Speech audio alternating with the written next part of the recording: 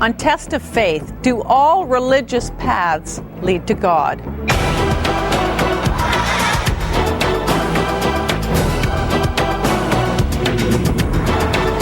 Valerie Pringle's Test of Faith.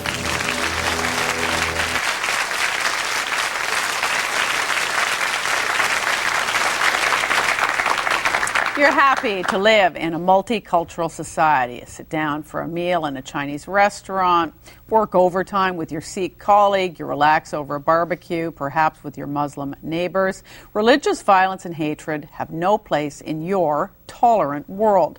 But when push comes to shove, do you really believe that all paths lead to God? Are all religions equal? In our pluralistic society, we pride ourselves on our openness to other beliefs. But why then do we have so many different belief systems? And how can they all be so right when they're often so very different? My hot seat guest today is Greg Koukl, who is an evangelical Christian. He is the president of Stand to Reason. He's the host of a California radio show of the same name. He's here to test his belief that not all religions are equally valid. In fact, he believes that religious pluralism is actually quite oppressive. Hello.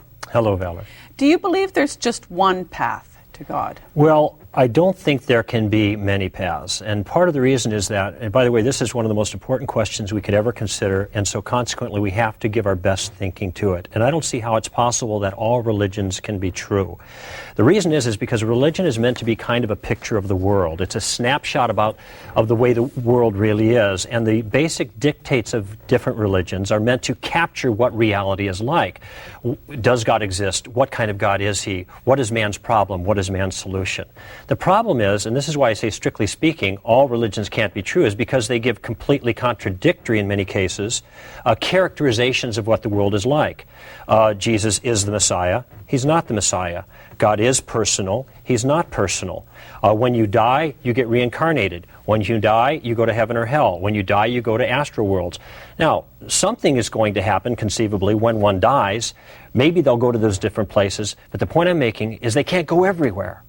Jesus can't be Messiah and not be the Messiah at the same time. God can't be personal and not be personal and be not personal at the same time in the same way. And so there's contradiction here, which shows that they can't all be right. So, because many people will focus on the similarities of religions, you focus on the differences. Well, the similarities are inconsequential to the question. It's kind of like saying that aspirin and arsenic are basically the same because they both come in aspirin or a tablet form. It's the differences that are critical, and one could cite all kinds of similarities between religions. It's the distinctiveness that set them apart, and these distinctive claims are essential to their view of the world. And so this is why, because there is contradiction at vital spots, not just incidental spots, they can't all be true. Do you think your God is the one true God? Yeah, I think He is the one true God, but I could be mistaken about that. And this is really at the heart of our discussion. Since I don't believe in pluralism, I believe that there is some right answer to this, even if the answer is that there's no God whatsoever, that I could be mistaken or I could be right, depending on the evidence or the facts. And if I'm mistaken, which I could be, then pluralism is not true. Except for kind of in a strange sense. There are two other ways that pluralism, all roads lead to God, could be true. One of them is that there is no God, there is no afterlife, and it's all a fantasy. And all roads lead to God in the sense that you choose the fantasy you want, and, religion is the opiate of the people. Have your fantasy and enjoy that. And in that sense, no faith is better than the others. Most of these at the table, I think, today will not hold that option because they believe in the reality of some religious truth. The other way is to say that, well, it is true that all these religions conflict in their basic claims, but as it turns out, God doesn't really mind. God is happy with any enterprise that pursues Him, however flawed it happens to be. And that would be the other option.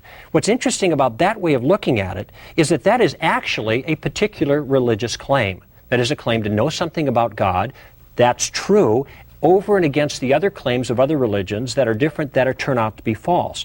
That claim is a claim to exclusivity in that worldview, and it also is a claim that needs to be justified. Why should I believe that God happens to be happy with everybody else? I want to know the reasons and the arguments, and appealing to my feelings is not going to, I think, adjudicate that issue. All right. Well, we're going to try and see what your opponents can do, and we're going to introduce one of them to you right after this.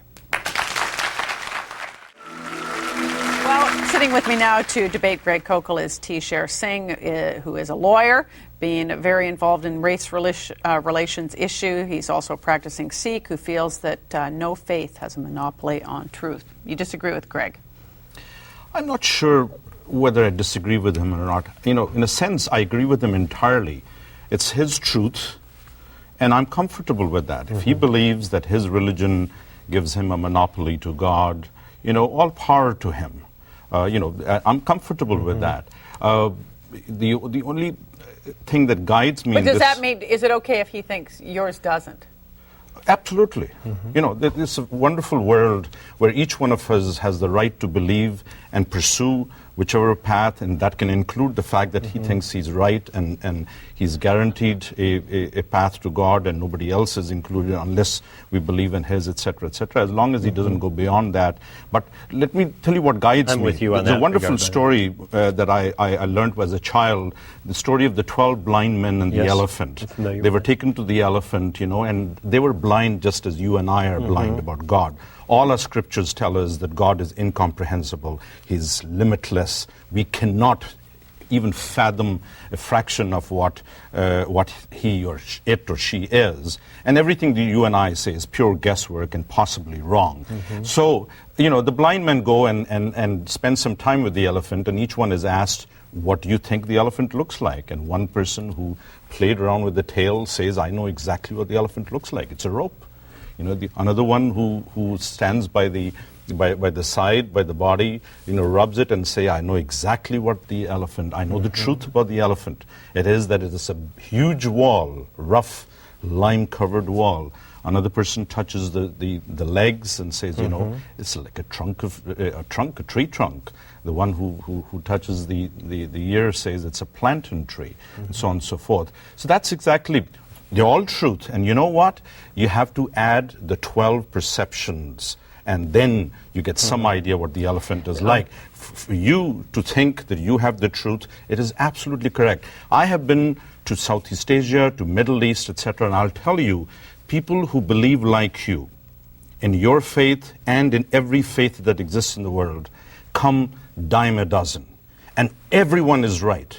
We must understand, if you think that you have found God, I'll tell you, there are approximately 1 billion people in the world who think not only have they found God, but they're the only ones, and their kind are the only ones that will go to God. But I have no difficulty with any of them. Clarification at this point, a couple of things can be said. First of all, my debate here is not so much that my view is correct. The issue is the question of religious pluralism. Do all roads lead to God?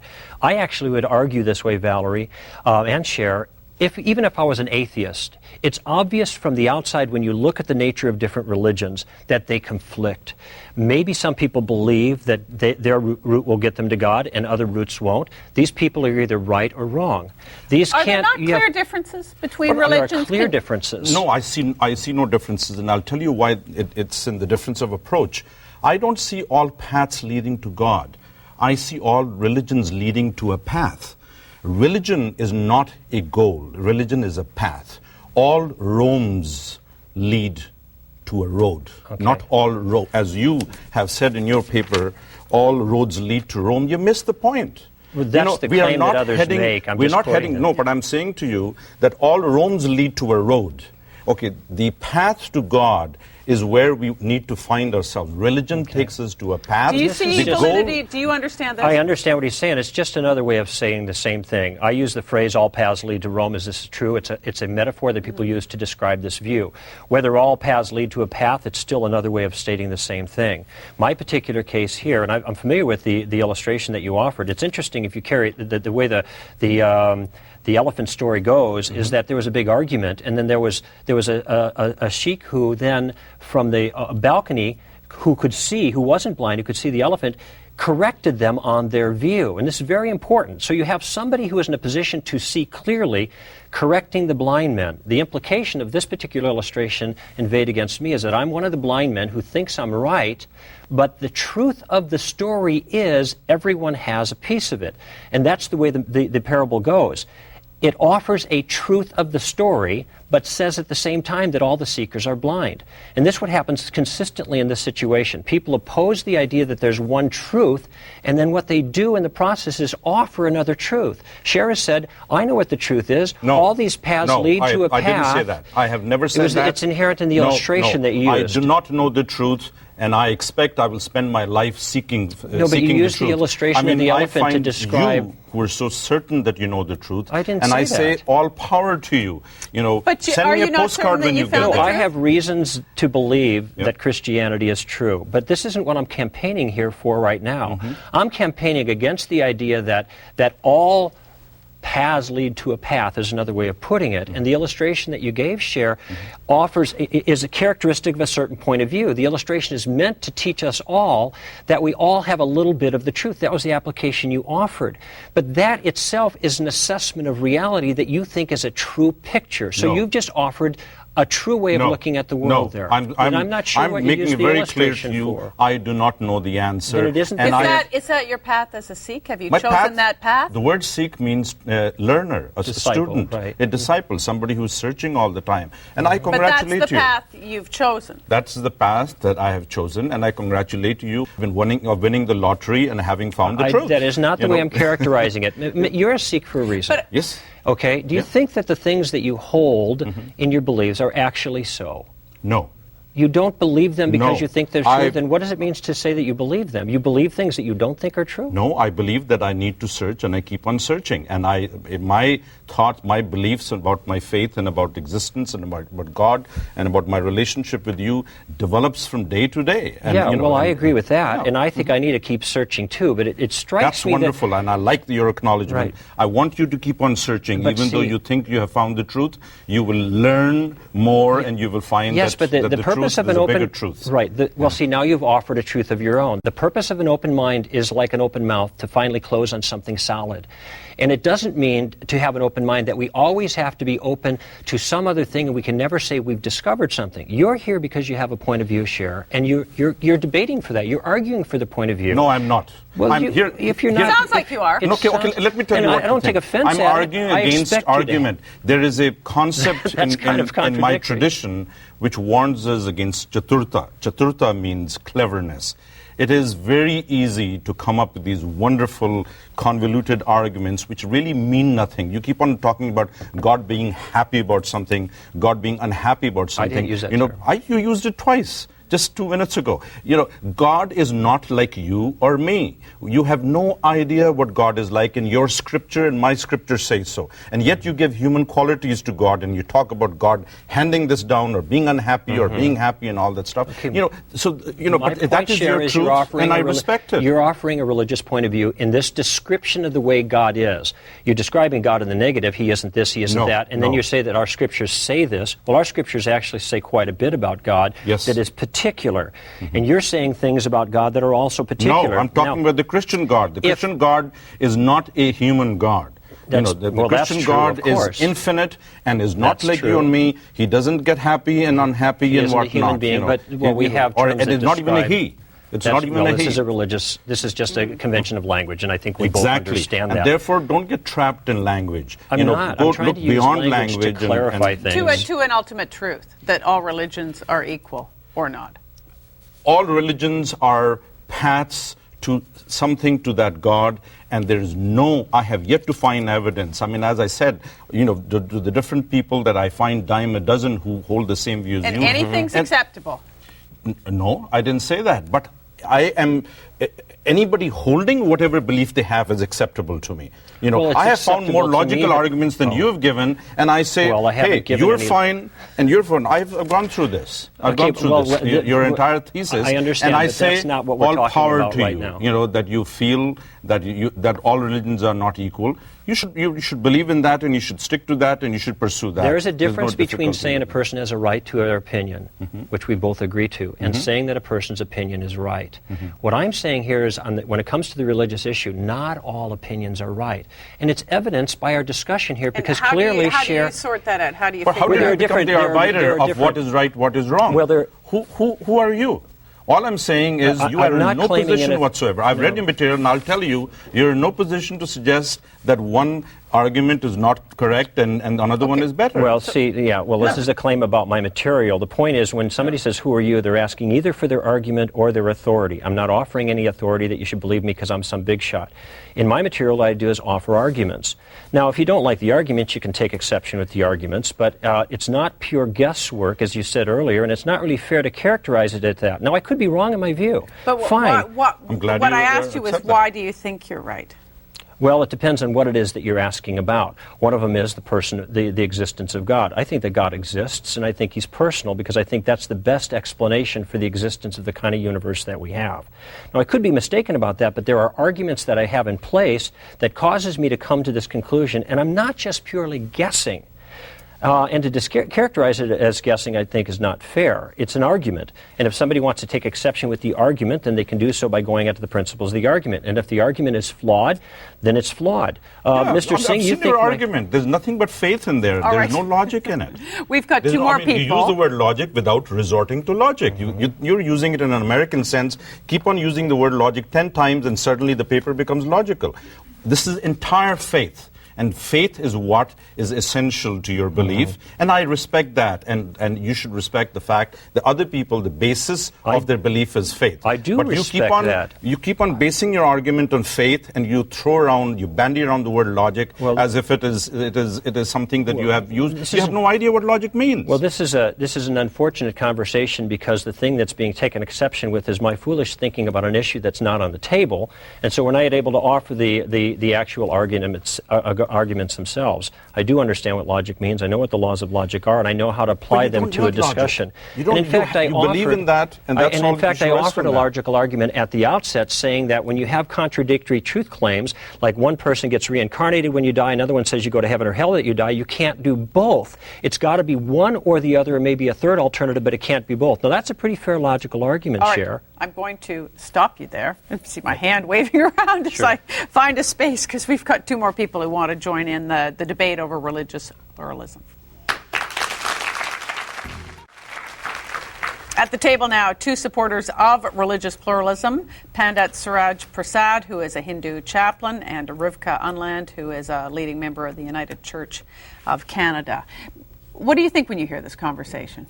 Well, I guess I would start from a different place and say that God chooses many paths to get to us. I really think the issue is about the boundless capacity for love and self-revelation of God.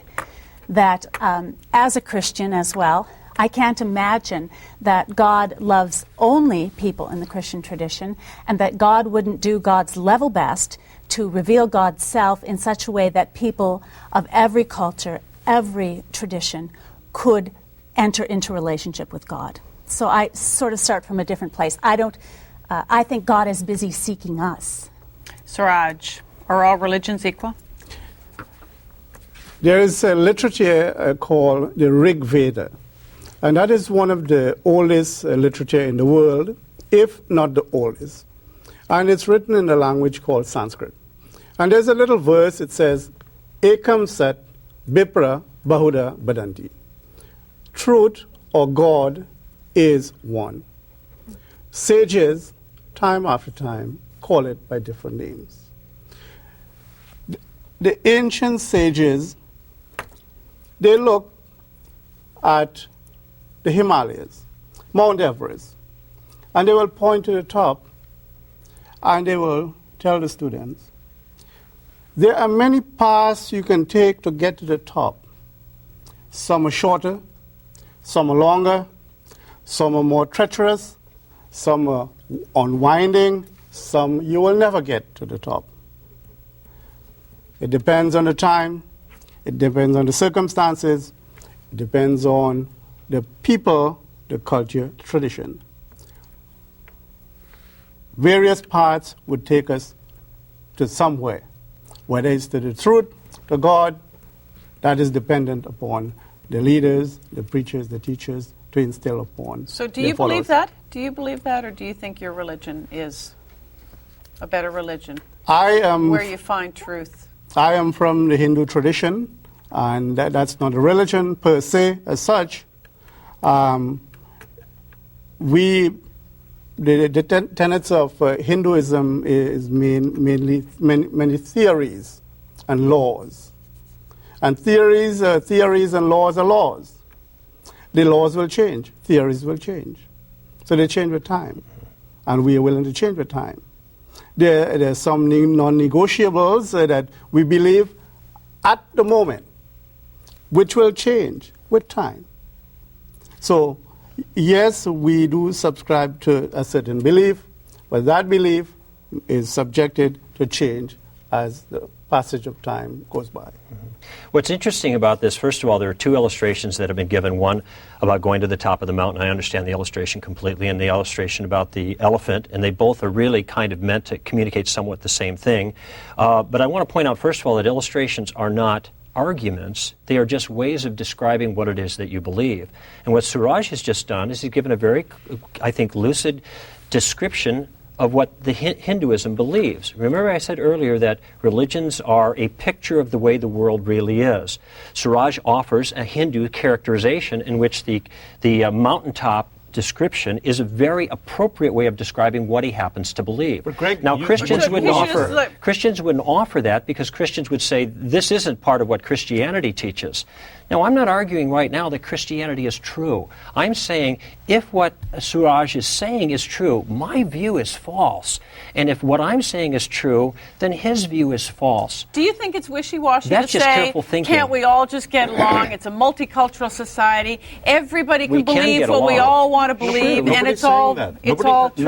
Nobody's saying it is multicultural. It is multi-faith. And I think we need to use that terminology. But we can all get along. Can everything be true? But Greg, you're taking on the mantle of Christianity. You represent a very small segment of Christianity, a very narrow view. It's evangelical. It is against many of the United Church principles, Catholic Church, etc. So I really don't think it is fair that you claim that you're representing the Christian position. The question to you, not exactly what he believes. Okay. The question is, can all faiths be correct and right? Absolutely. All human beings, leave alone faiths, but people who have never heard of Christ have an equal chance of achieving salvation, whatever it is, if not better. The Bible says, I'll tell you why. The Bible says, your Bible says, that if you are richer, if you have too many burdens, it's going to be a little bit more difficult. So the people who have never heard of these fancy, convoluted academic arguments, I would think they have a better chance. Well, let's bring I haven't offered fancy, convoluted academic arguments. I think what I've said has been accessible to most people. All right. Let's get the people at the table involved in that question. That's right. If everything is true, what does that mean about all the differences? No, I don't think everything is true. And I do represent a different place in the Christian tradition. I'm a pluralist. I would call Greg an exclusivist. Right. He's saying, I would too. Jesus Christ is the way, the only way, etc. I'm saying Jesus Christ is the way I was raised, and that helps me have a window on how I think maybe the world operates. But as a pluralist, I find that interacting with people of other faith traditions has made me a better Christian, because I believe that God has revealed truth in many religions, and that I learned more about my own understanding of the universe, my own perception of what is true for me, when that encounters the truth of another.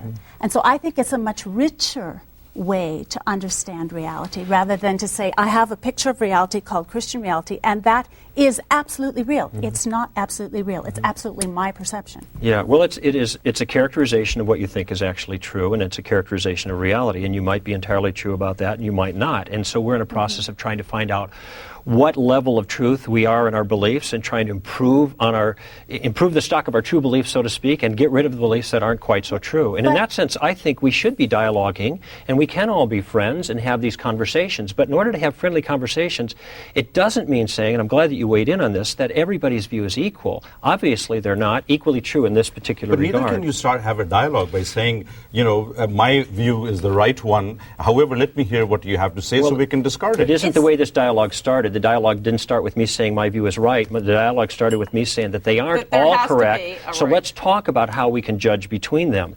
And in fact, yes, I am representing a a view of Christianity and very not other narrow, Christian. Very limited But view of that's actually not relevant to the discussion because, well, let me explain why, though, Sarah. And because even if it's my narrow view and there are only 10 people that hold this view, then it is Christianity, subtext Greg Koukl's Christianity, which is a religious point of view, which on pluralism is just as valid as Christianity, subtext all the rest of the world. Is it narrow-minded and arrogant to say that? Well, no, the point I was making here is you can't take exception with me and say that mine is not legitimate to discuss in this kind of forum because it's a smaller group. Yes, a lot of Christians don't believe in it. But this is my view, and I'm defending my view, and if pluralism is right, my view is just as true as anybody else's. But to answer your question, is it narrow? All claims are narrow in some cases, in that we identify something as true, then it's not the case that its opposite is true. And we heard this just a moment ago. If all truth is one, then it is not the case that all truth is multiple. Okay? Now, is it arrogant? Well, I think arrogant goes to the... Well, that same thing. It depends what you mean by intolerance. If intolerance means that all views are equally valid, and if you say otherwise, then you are intolerant, well then, listen, the fact that we have a difference of opinion here indicates that some people think that their views are more meritorious than mine. The fact is we all think we're right in the way we're expressing our views, or we wouldn't be expressing them. So to call it intolerance, I think, is unfair. This is a twisted definition of the word. Intolerance is when we act on our beliefs and then go out and hurt other people and don't allow this kind of discussion. When somebody says that Mr. Koukl is intolerant, all of a sudden the discussion has shifted from the issue at hand to my personality. And it may be that maybe I'm intolerant. Maybe I'm the most unpleasant person in the world. No, not you. No, not you. Or but anybody. If anybody in any religion says, they're all great, I respect what you believe, but I'm right and I think I've found the right way. That's not intolerant. Not in a meaningful sense of the word. Because they're just expressing what they think is actually true. Now, they can take that conviction and act in an intolerant way. And this is where the word has gotten twisted. If somebody thinks that their view is correct, no matter how principled or how graciously they characterize it, they are immediately called a name, intolerant, and then kind of marginalized. And I don't think it's fair to call names in this situation. Maybe I'm not a nice person, but that isn't going to tell you anything about whether what I believe is true. Maybe the other people at the table are very nice, but that doesn't mean that what they believe is true either. Whatever you believe in, you're entitled to it, and I respect it. And we as Hindus, we will respect that. Right. However, anyone can practice whatever they think is the truth. And truth is a relative concept. Is it? But that is a question. That's sort of a key question we're having here. Is the truth a relative concept? And as long as those yes. practicing a particular system of truth or something close to it, as long as their practices within the confines of the laws of the nation, within the practices of the national security of the country, and as long as they are not preaching hate, I believe that they should be allowed to practice whatever their belief system. I agree with you. I don't think anybody's disagreeing I am with that. not in a position to judge, or we, our Hindu leaders, are not in a position to judge anybody. But where did we get this authority from? This is the question that has to be answered, and no one has bestowed that upon us. The problem lies not in the fact that truth is relative, but where somebody assumes that one person or a group of people are the arbiters, that they decide which is truth and which is not truth. That is what leads to war. But is someone allowed to believe that? This isn't my view. Is it now wrong to believe on the part of a certain religion that they are right, that they do have the answer? There's absolutely nothing wrong with that. It is not an intolerant position to believe that, because, everybody does. You go to Thailand, and there are people who have never heard of Christ or Christianity or Greg, who believes with better conviction and better logical arguments that theirs is the only path and nothing else will work. Okay. And please. I lived in Thailand. Please. Yeah. Okay. Similarly, in the Middle East, you'll find the same people. There's a poster outside here which says, "This is my truth. Tell me yours." Okay, that doesn't mean that one truth is clearer or more absolute than the other. Well, the very use of that terminology is that there are more perspectives that we can imagine. The trouble is that you can believe in it as long as you want. But when people like George W. Bush and others start basing their convictions and then start acting on them as people are doing in this world today, then they go kooky. And then people start hurting, etc. All the wars you can think of in the 20th century, not to go beyond, have been based on such kooky attitudes that my view is better, and that is the problem. Greg, you're not the problem. The problem is what others take this idea and what they do with it. What you just offered is a point of view that is a corrective to this other problem. So you've offered your point of view, and implicitly you're saying my point of view is better, and if they just accepted this point of view, then we wouldn't have all these wars and conflicts. I didn't say that. I'm not talking about the specifics of Sikhism at this particular point. I'm talking about what you've just offered. So that people shouldn't argue and think that they're right. No, people should believe whatever they want, but that doesn't mean that they have to go out and convert the world. They can seek to persuade people in a gracious way. If they're going to kill people, then the problem isn't that they think that what they're doing is right. The problem is what it is they think is right my in what they do. My answer to those people is get a life. Don't take religion seriously. It is not your job to come here and save the world. Just save yourself. That is a big enough job. I'd like to say that what I think is really arrogant is for anyone of any religious persuasion to pretend that they know the mind of God. Yeah. That they've cornered all the truth that is in God's mind and can say, I have now what is correct. And because I have it, because my particular Well, then why do you believe anything if anything is okay? I didn't say anything is okay. And I think in the Christian tradition, we have a number of ways that we would judge the value of a truth claim coming from somewhere else. One of the things that came to mind as I was thinking about the show was, by their fruits you shall know them. And my experience has been that interacting with people of different faiths, I see them living out a spirituality-based life, which is about the task of mending God's world, which I think is more important than right belief. I think the way you're behaving in God's world is way more important than being correct and having your beliefs in a logical sort of framework, because I think T-Share was right. All of us start from a faith perspective. Nobody can prove their faith arguments. Well, and just to ask one follow-up question for this, is atheism okay then? Absolutely.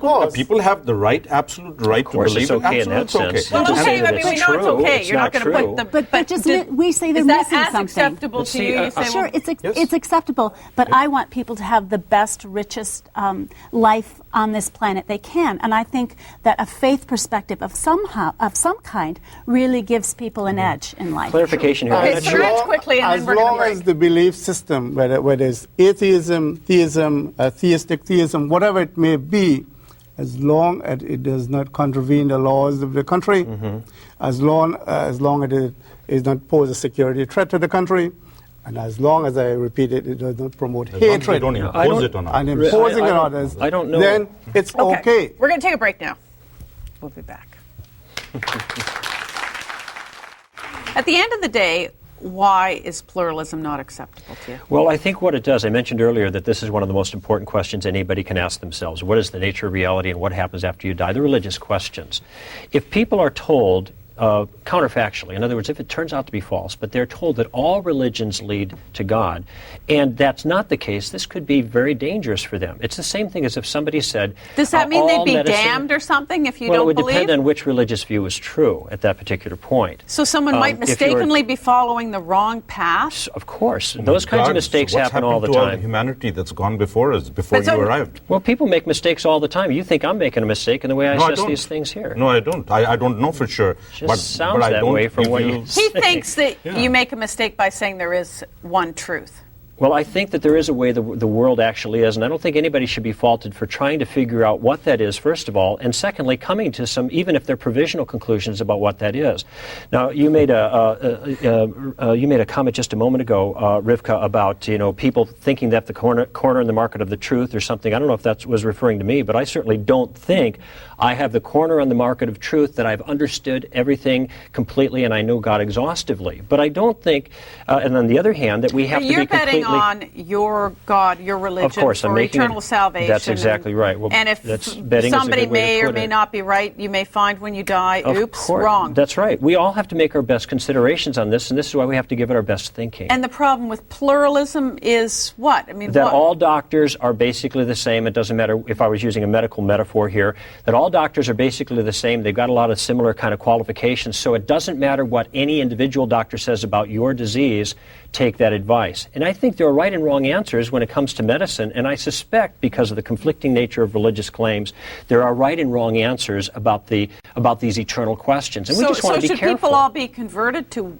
one point of view if it's felt to be the right point of view? I think people should find out what is true, and I don't think when one promotes the religious point of view that all religions essentially lead to the top of the mountain, or however you want to characterize it, then one is offering a religious point of view, and if that's not actually true, then there could be a lot of people that are in harm believing Can I say something about the strength of pluralism? I think the strength of pluralism is that you're betting on God. You're not betting on one particular path or one particular avenue toward truth. You're betting on God. You're saying God is so loving, so good, so committed to the creation that God is going to find a way to address each of us in such a way that we are saved. Do you worry, Greg, that you've thought this through, thought about it a lot, and you go, okay, I believe I'm right.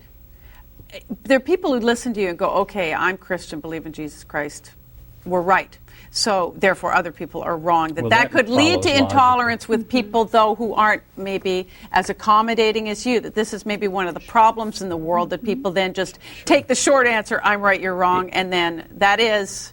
Yes, the answer to that is any person who thinks he's right could use that as a cloak for evil, regardless of what religious view they happen to hold. So this doesn't, yes, certainly that can happen. Now the answer to that, the way to resolve that is first of all, not mischaracterize people who think they're right as automatically intolerant, but then see whether the virtues are promoted in that religious view that opposes the kind of abusive intolerance that we're all concerned with. The problem with, say, for example, the people who blew up the World Trade Towers was not that they thought they were right.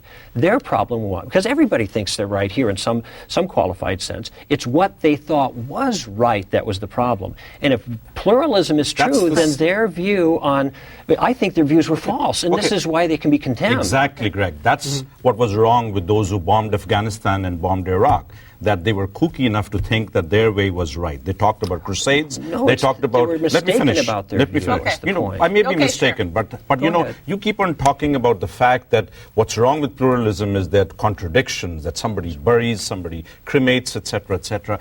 That is the beauty of life. That is the strength of life, that there is, that we are searching, etc., etc. Do you think any religious views are wrong?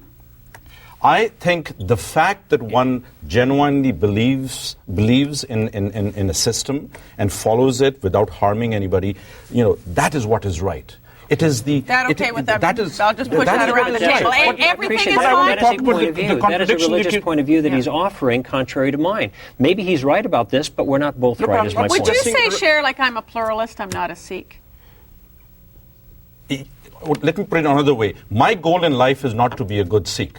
My goal in life is to be a good human being. Okay. Being a Sikh is a path to it. Those who think that the goal is to be a good Christian, a good Muslim, they have fallen off the train. The goal is to be a good human being and to serve God. Okay, let me not all of them have fallen off the train. Just a sec. Hold on. Bring more people in here. I am a human being, first of all, and I happen to be brought up in an Eastern tradition. That's called Hinduism, which is a limited term. But I don't believe I have the truth. I don't. I certainly don't. I'm hoping that it is, but I will never try to impose my view on anyone else because there's an element of uncertainty right there within me. Is that a problem with some religions more than others? If you call it a problem? Interpretations. I don't think religions have that fault. It's people who take on a narrow interpretation. Well, some of the religions are evangelistic. There's nothing wrong with Christianity. It's the people who go narrow on it and misinterpret it. Well, he's trying to save you from burning in hell. No, I don't want him to. I want him to save himself from burning in hell, and that is his mission in life. He should concentrate on saving himself. It's a lifelong occupation. And if he thinks that, he's already saved himself, all power to him. Congratulations. I haven't saved myself. I think Jesus has saved me. Then concentrate on doing so. And do not worry about others. Jesus will take care of others just as he's taking care of you. But this is a religious point of view that you're offering, a point of view about how religion works here, contrary to mine. Maybe you're right, but it could be that you're not. If I'm correct about this, I'm like a doctor who is trying to help heal people of disease. Oh, for heaven's sake, you're not a doctor. I'm not a doctor. It's an illustration. It's an illustration. Yeah. And so what I'm trying to do is offer somebody else another point of view to see if they want to take it for their benefit. If they don't want to take it, it's up to them. But there's nothing wrong with me offering that or contending for it any more than there is anybody else contending for their view. How much of the religion do you share with Greg? You're both Christians. Well, I think there are probably some things that we share as Christians, but in terms of I am a Christian human being. I have a pluralist perspective, which means I'm not an exclusivist. I don't say Jesus is the only way. I'm not even an inclusivist who says, come on board, because what you really are is Christians in the closet. Right. I'm really saying I don't not only say that we should be tolerant, I embrace and celebrate diversity, because I think pluralism was God's plan. And I think from my experience that... Could you just as easily, do you think, be a Muslim or be a Jew or be a Hindu or be a Sikh? I think it's an accident of birth, Valerie. I think had I been born in Arabia, I would be just a happy little Muslim, just like Valerie, I'm a happy little Christian. I believe that when I become a good Sikh, I'm automatically a good Christian, a good Hindu, a good Muslim, and vice versa. That's correct. Vice versa. I am a Christian, and I am a Buddhist, and I am a Sikh, and I am a Jew. Whether the Jewish person or the Muslim person accept me as a Muslim is of no matter. That's their consequence. Now, if the world were like this, maybe we wouldn't have problems, do you think? Well, no, this is not at all. This is a point of view. I mean, and... so why does it bother you if we have this point of view? You're attributing these psychological qualities like I can't stand to have people disagree with me. It doesn't bother me. I just think he's mistaken. And I think that the answer matters, and that's why I'm willing to hear it and talk about this issue. Well, let us be mistaken. I want you to give us the right to be mistaken. Go save yourself and leave us as being mistaken. You came on this show to make your point, and you're doing it, and so am I. So I'm doing the same thing that you're doing in this situation, Cher. Let's be fair. We have a couple of questions from the audience coming up after this. Our audience has a few questions for the panel. We have time for first Milton. Yes. Well, all roads may lead to God, but when those roads converge, the roads come together, people begin to suffer. It almost seems inevitable that the two roads coming together, one thinks the other is on the wrong road, and war results, as it has in so many parts of the world now. Well, it certainly doesn't always result. We have a different point of view here, and it doesn't mean that we're fighting each other. There are a lot of people that have that there are a lot of reasons people have war in religion. Religion is a source of huge conflict. It has, but it's not the world. Biggest source of bloodshed in the world. Atheism, historically, and just in terms of head count or body count, I should say, with Lenin and Mao Zedong and Stalin are the ones who are the biggest killers, and that's not religious at all. Anything can be used as a pretext. People think they're right about communism, about religion, about politics. There are all kinds of things that are pretexts for violence. But that doesn't mean we should abandon the point of view that some people might be right about these, and there might be some right answers that we can come to. That's I think the only thing. Religion is the source of all good and all evil. It depends upon what we do with it, and we have not done well with religion, certainly, in recorded history. I think if we approach it as accepting the fact that there will be conflict, that is life, but we have to work around the conflict. That is human, and we can't abolish conflict, and we have to accept the fact that there will be conflict, but we have to learn how to respect each other through conflict. All right. Let me see. Michael, we have a question. My question is, if we were all created by God, how can only some of us know the right path to God? In that light, how can anyone reject pluralism? Well, I guess this is directed at me. I don't know that it follows, since we were all created by God, that we would all have the correct views about God. Paul discusses this issue, and he says there are a lot, the Apostle Paul, and he says that there's a lot of evidence of God's existence in the world. And but there's a problem, and the problem is it isn't the case that everybody is seeking after God and wants to know God the way He truly is. Most people, and I think all of us can agree with this, are really seeking after their own independent way and trying to fulfill their own desires. And consequently, we have all kinds of problems as a result of that. And part of what we're here for, I mean, part of what we're all involved in, is to trying to get people to look beyond themselves at what may be true and can help human beings. My tradition teaches me that we are all seeking God. It's just that we all do it in our own ways. You look like you're more active in doing so, and those who are not, who appear to be preoccupied with survival and looking for food and looking for work, they too are seeking, but it is in their own way, and we don't know the answer why it is so. That is the mystery of God, and it will remain a mystery. I'd like to just agree with the questioner. I think when you start from the premise that we are all created by God, we start from the premise that God is invested and interested in all of us. And so, again, I hate to beat a dead horse, but I think that we are limiting the boundless creative love of God if we say that, you know, we're all created by God, but God has a real special place in God's heart for this path and none other. Rivka, do you think there's any religious error? I've got to stop you there, Greg. I've got to stop all of you. Finally, I mean, I know we've had such a brief time with this, but I appreciate all of you very much, your thoughts and for being here and going over this issue. Thank you very much. Thank you.